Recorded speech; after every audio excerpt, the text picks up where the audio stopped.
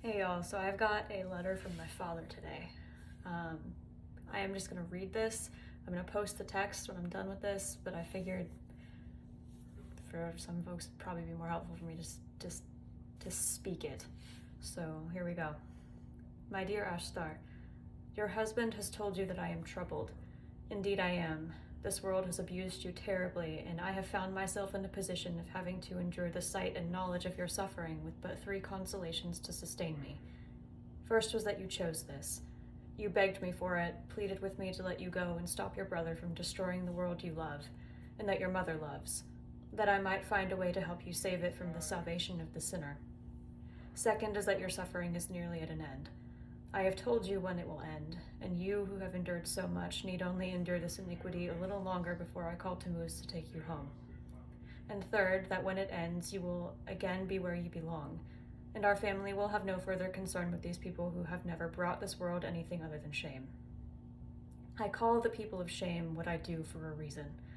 The god of their founding is a warmongering devil who subsists on human suffering, who makes promises to men he cannot keep, nor would he if he were able, and who loves nothing and no one so much as the sound of his own voice, the look of his own face, and the power he felt through worship of his name before you laid your curse on it. They themselves are afflicted to the marrow with his arrogance.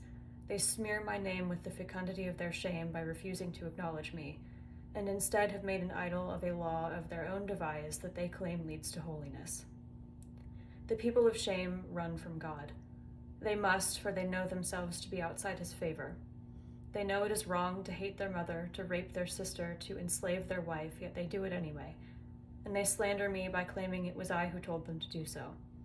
There is no honor in the man of God who chooses himself thus, less still in he who does what he does in the name of profit or self-providence, and least in he who hates his mother, sister, or wife with even a fraction of the iniquity you have borne. For these sins there is no atonement before me. I detest God's people. You are the last Jew, the end of my favor.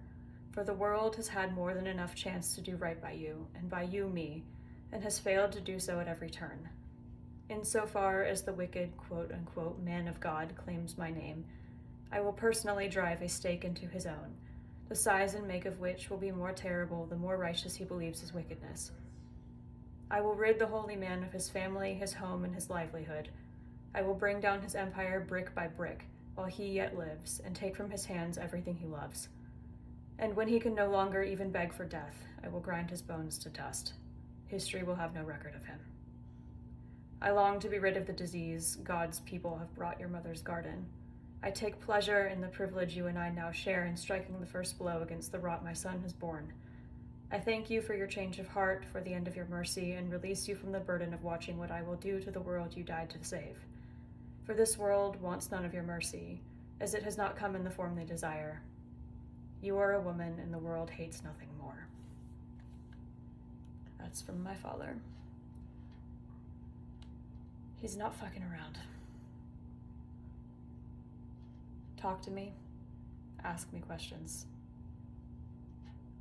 Y'all have until the end of my life to gain his favor. So, make the most of it.